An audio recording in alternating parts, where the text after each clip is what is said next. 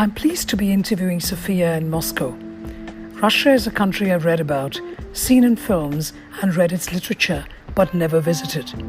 Safiya shares her stories of being a Muscovite, the drinking culture, and the importance of having Slavic features to be successful in Moscow. She shares her thoughtful wisdom on how she manages her own unconscious biases. This is Between Us, Stories of Unconscious Bias. I am Smita Tharoor.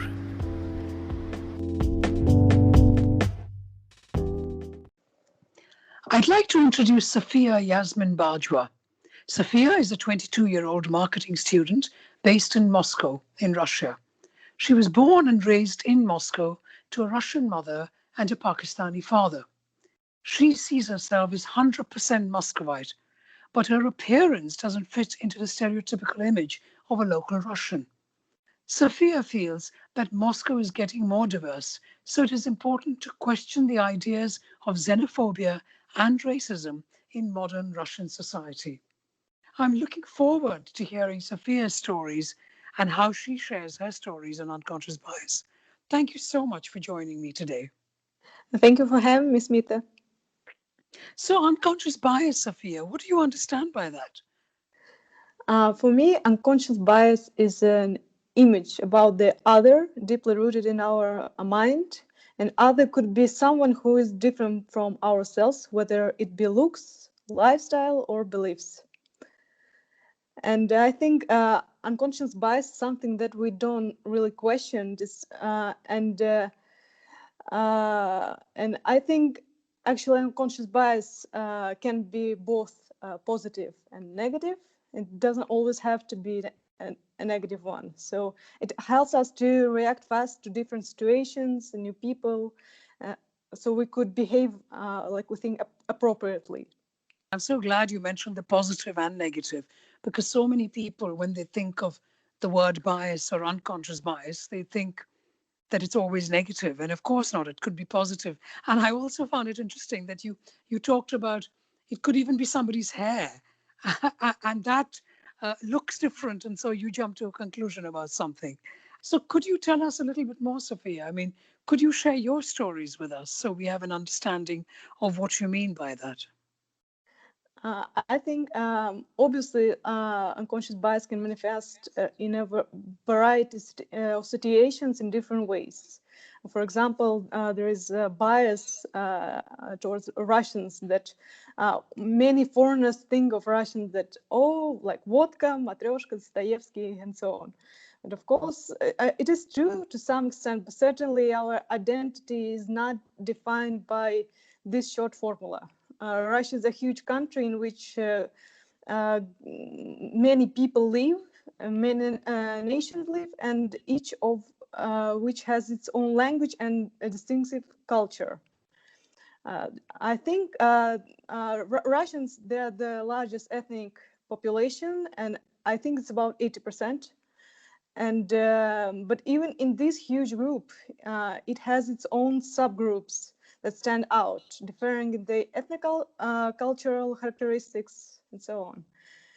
In general, I think I want to say that nation can be defined on the basis of the small scatter facts that, for one reason or another, have planted in the mind of someone.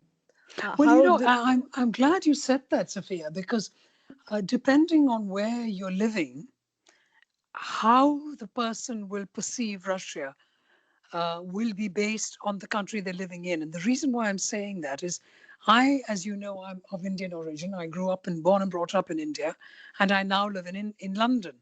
Now, growing up in India, if we were to talk about Russia, we always spoke about Russia as something interesting and exciting. Um, Tolstoy and, writers and so on. In the UK, living in the UK and talking about Russia today, we talk far more about maybe crime, maybe control of people and so on. So I think how we, as in whoever we are, perceive another country depends very much on which country we're living in. Yeah, I absolutely agree with it. And also, Russians who firsthand know how unpleasant it is to put into the Procrustean bed of stereotypes also often are biased to people who are, for some reason or another, seen like a stranger, whether it be foreigner or just people who look differently and so on.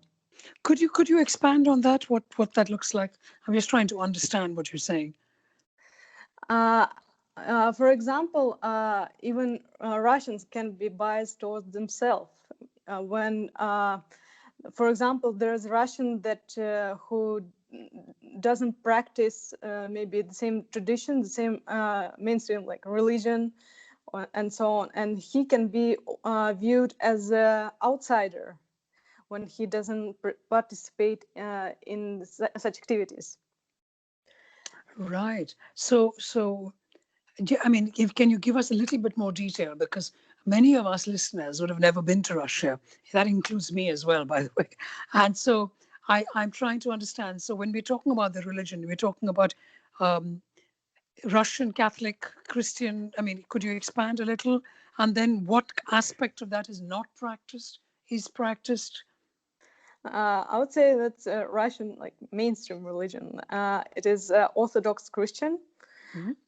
and yeah, and during Soviet times, there was officially there was no religion, and people were atheists. And after the collapse of the Soviet Union, people started practicing, I would say, Orthodox Christianity again. Ah, so there was a large period of time where there was no religion. And so, right now, when people are expected to practice again, what you're saying is that a large number of them no longer want to do that. And therefore, there is a bias in between amongst each other, just in terms of religion, purely because of how they were before the Soviet Union collapsed and became just Russia. I'm just trying to be clear on this so we all have a history lesson from you as well. But thank you, Safiya. So can you expand a little bit more and tell us a little bit more of your stories and experience of unconscious bias? Um, yeah, I define myself as a local, as a Muscovite, and a person with the Russian mentality. And my first and main language is Russian. But despite all this, I occasionally run into a problem when people view me as a stranger, as an outsider. For the most part, people don't perceive me either as a local, much less as a Russian person. Like, first of all, my appearance is not typical for a Russian person. Also, my name and my religion is also different. And every time I meet a new person, I feel like I have to prove that I speak the language well, that I know the city, I know traditions, and so on. And sometimes many people are simply surprised when they say how well you speak Russian. They compliment my Russian. It could be Oh dear. perhaps an example of a positive unconscious bias. And sometimes they think that I'm a liar who wants to cling to the title nation, you know. And some people could be just frankly rude to me. I mean, that's really unfortunate because, uh, as far as you're concerned, you are Russian. In fact, I think the word you use is you have a Russian mentality. You think you speak, you are Russian for all practical purposes. But you said you have another religion. So are you a practicing Muslim because your father is I Pakistani? Yeah, I define myself as Muslim. Right. And but are there any Muslims in Russia, or is that you being a Muslim, is that very unusual? Actually, there are a lot of Muslims in Russia, and Russia is one of the few countries in Europe that have local Muslims. We have Tatar, which is second to Russian, like biggest nation, and most of them are Muslims.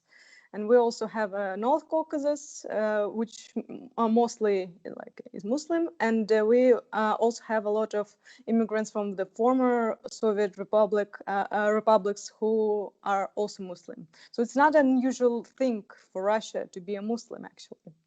Right.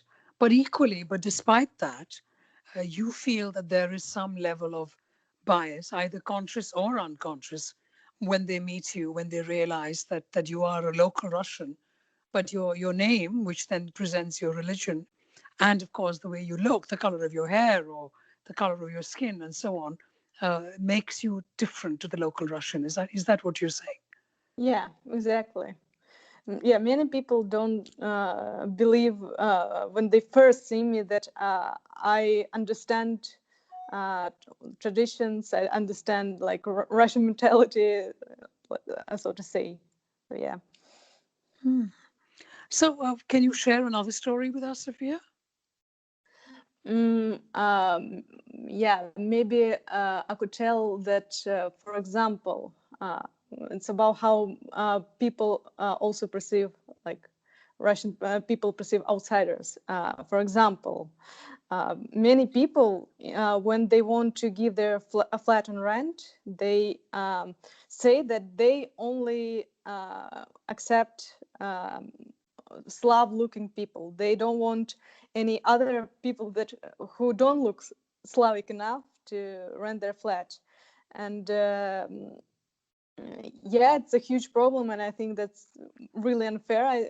And another thing, when, for example, when I want to find a job, there is a problem that many people just turn down my application just simply because of my name, and when I want to ask why it is so.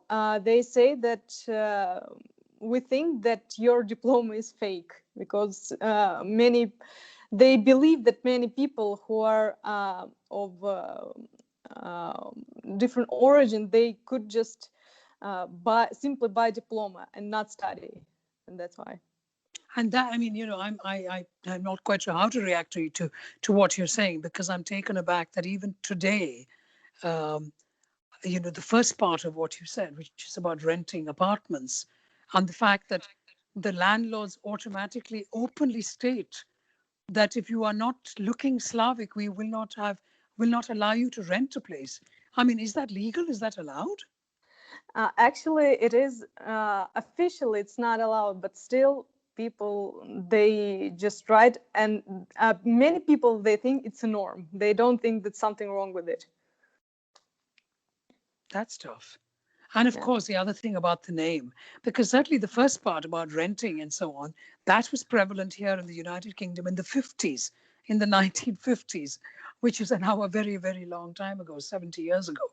Um, and of course, it wouldn't be allowed here, and certainly not in any other country that I know either. And so I find that interesting that even today in 2020, uh, landlords are getting away with it. But the point about the name, though, I find is a common story in many parts of the world, including the United Kingdom. And I find that it's unfortunate that because your name does not look like, what you said right in the beginning, if somebody is another, looks different or is different in some way, then unconscious bias kicks in. And that's what you're saying about your name. Well, I hope, I'm keeping my fingers crossed you get a very good job when you're finished your degree. Yeah. Thank you. So, Sophia, your story is you're studying in university, you're doing a degree. Your friends are all local Russians, like you. So, what kind of stories are you getting with being in Moscow, and not just from a point of view of other people perceiving you, but your sense of identity and your perception? Mm, could you repeat that, please?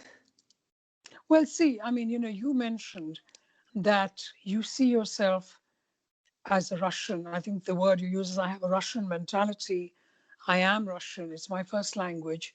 Um, and yet people don't see you as a local Muscovite. So, what does that do for your own sense of unconscious bias? Uh, Before, I didn't know how I should identify myself. I thought that person should have only one label. It should have only one identity. That you couldn't be both Russian and Muslim. You couldn't be like both Russian and Pakistani, and so on. And like one woman used to ask my mom, so are your children Russian or are they Pakistani?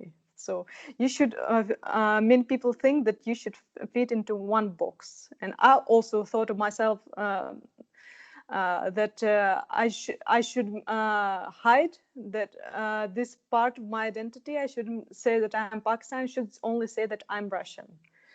And also I grew up without knowing other Pakistanis, like living in Moscow. So for quite a long time, I didn't really know much about about Pakistan. So also many people think of Pakistan. They don't know much about Pakistan, and they thought that Pakistan is a place that the terrorists come from, which and I thought that I shouldn't say that I'm from Pakistan. Oh, so that's your, I mean, that's, I mean, Safiya, I must firstly compliment you on your very strong English, despite Russian being your first language. And I really appreciating your sharing your stories with me. Thank you so much. So, just talking about the sense of identity and the fact that for a brief while, you, I mean, correct me if I'm wrong, I think this is what you're saying. You were slightly ashamed to tell anyone that you were from Pakistan because a majority of the people in Russia don't know anything about Pakistan and would perceive it as a terrorist country. That's what you're saying. Is that correct? Yeah, I felt this way when I was a kid. But when I grew up, when I visited Pakistan, then I changed my mind and I wasn't ashamed anymore. How lovely. So tell us Yeah. about your visit to Pakistan. Um, because you are Pakistani, you are also Russian, but of course, you are predominantly Russian because this is your home, this is where you're born and brought up, this is your mentality, your attitude, your culture. But how did it feel for you and your unconscious biases personally when you went to Pakistan for the first time?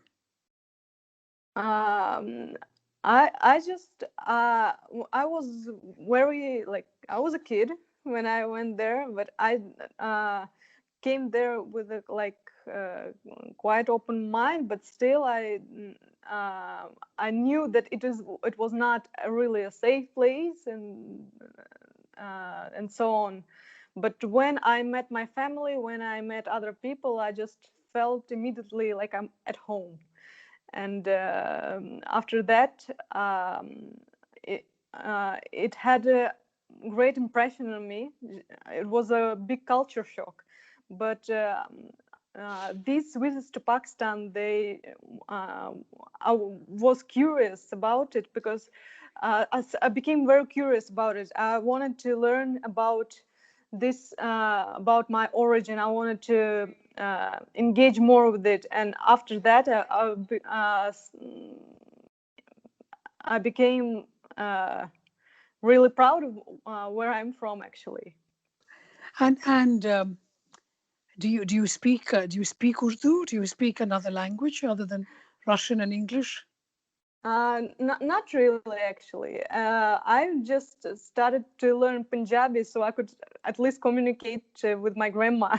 Oh, wonderful! Yeah, yeah, Congratulations. but my Urdu is not really good.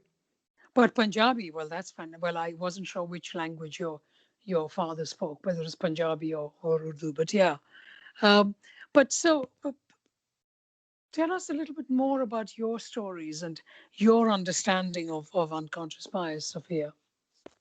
So I always thought that uh, uh, if you consider yourself Russian, you should be fair-skinned, an Orthodox Christian, maybe,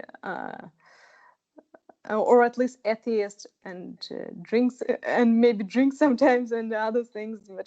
But I was obviously didn't do any of these things. So So how does that work then? Actually, I'm glad you said that. So your friends in Moscow, maybe I'm wrong, but perhaps most of your friends are Orthodox Christian, light-skinned, Slavic-looking Russian friends, because you're Russian as they are. But how you live your life, because you don't drink alcohol, for example, but they do. How does that work in your friendship group in terms of fitting in and being a Muscovite along with them? yeah, I'm glad that I have really understanding friends, but still, but when I meet like most of the people around my age, and they don't really, trust a person who doesn't drink. In Soviet times, if someone didn't drink during the gathering, it considered that maybe they worked for KGB, and they were like a spy, that you couldn't trust that person. So yeah, when I'm not, because I don't drink, many people don't really trust me for that. But isn't that fascinating? I mean, I'm laughing only because the culture of Russia is so ingrained, alcohol and drinking is so ingrained as the normative culture of the country. And yet there are people, I mean, as you said to me already, there are many practicing Muslims who are Russian origin living in Russia who don't. But maybe they don't, they say you as the KGB. I think that's, but no, I mean, jokes aside though. So there's one example of you being a local but not. And of course, the other is about your religion. What else? And the way you look. But so, what do you do then, Safiya, to manage your own biases? Because you have to get up every day and you have to challenge your own unconscious biases. How did you manage to do that? I think that you actually should unlearn certain things, and you always should look a person behind the label. Just you want to. Um, I think that the way to manage your unconscious bias is to actually engage with people with whom you are usually don't engage. And there is a verse from Quran that I think that really fits here. So I created you in nations and tribes so that you could know one another. So I think. Can you say that again? I'm sorry to interrupt because I really want us to hear the words properly, if you don't mind. Could you say that again? The Quran, the verse from Yeah, there, yeah? yeah, sure. I made you into nations and tribes so you may know one another. So I think that's really true, and I think we should actually um, communicate more with each other. We should learn each other, and we should learn more about people who are different from us. So that's the way we could fight our unconscious biases. We should go out of our comfort zone and actually learn ourselves. That's beautiful. I made you into nations and tribes so we can know one another. And there you are sitting in Moscow and me in London, and we are getting to know one another. And I think that's absolutely delightful. Thank you. Thank you so much, Safiya, for sharing your stories of unconscious bias. Thank you, Smita.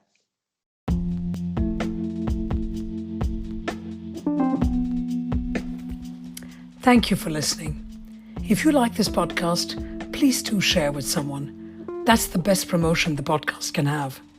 The more we hear these amazing and brave stories from speakers around the world, the more we can learn about this important subject of unconscious bias. I'm Smita Tharoor. See you next week.